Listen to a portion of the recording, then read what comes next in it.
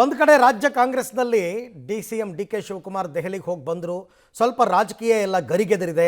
ಇನ್ನೇನು ಮೇ 10ರ ಒಳಗೆ ಎಲ್ಲ ಬದಲಾವಣೆ ಆಗಿಬಿಡುತ್ತೆ ಅಂತಲೇ ಎಲ್ಲ ಕಡೆ ಮಾತುಕತೆ. ಆದರೆ ಈ ಕುರ್ಚಿ ಕದನದ ಮಧ್ಯೆ ವಿಧಾನಸೌಧಕ್ಕೆ ಸಿ.ಎಂ ಡಿ.ಸಿ.ಎಂ ಒಂದೇ ಕಾರ್ನಲ್ಲಿ ಬಂದಿದ್ದಾರೆ.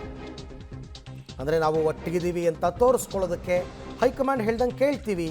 ರಾಜಭವನದಿಂದ ವಿಧಾನಸೌಧಕ್ಕೆ ಒಂದೇ ಕಾರಲ್ಲಿ ಆಗಮಿಸಿದ್ದಾರೆ. ಮುಖ್ಯ ಮಾಹಿತಿ ಆಯುಕ್ತರ ನೇಮಕಾತಿ ಸಂಬಂಧ ಸಭೆ ಇತ್ತು.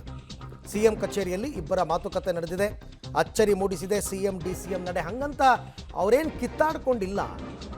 ಇಬ್ಬರು ಹೇಳ್ತಿರೋದೇನು, ಕಳೆದ 3-4 ತಿಂಗಳಿಂದ ಹೈಕಮಾಂಡ್ ಹೆಂಗೆ ಹೇಳುತ್ತೋ ಹಂಗೆ ನಾವು ಕೇಳ್ತೀವಿ. ಮೊನ್ನೆ ಕೂಡ ಡೆಲ್ಲಿಯಿಂದ ಬಂದಾಗ ಡಿ.ಸಿ.ಎಂ ಡಿ.ಕೆ. ಶಿವಕುಮಾರ್ ಇದೇ ಮಾತನ್ನು ಹೇಳಿದರು. ಅದನ್ನು ಬಿಂಬಿಸುವ ಸಲುವಾಗಿ ಒಂದೇ ಕಾರ್ನಲ್ಲಿ ಸಿ.ಎಂ ಮತ್ತು ಡಿ.ಸಿ.ಎಂ ಒಟ್ಟಿಗೆ ಬಂದಿದ್ದಾರೆ.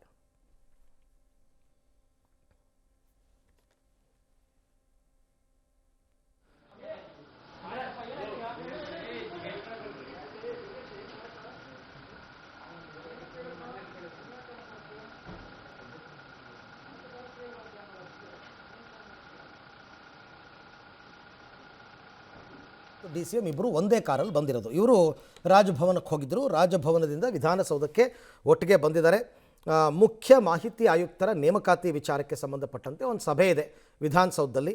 ಸೊ ಹಾಗಾಗಿ ಸಿ.ಎಂ ಕಚೇರಿಗೆ ಅವರಿಬ್ಬರು ಕೂಡ ಒಟ್ಟಿಗೆ ತೆರಳಿದ್ದಾರೆ.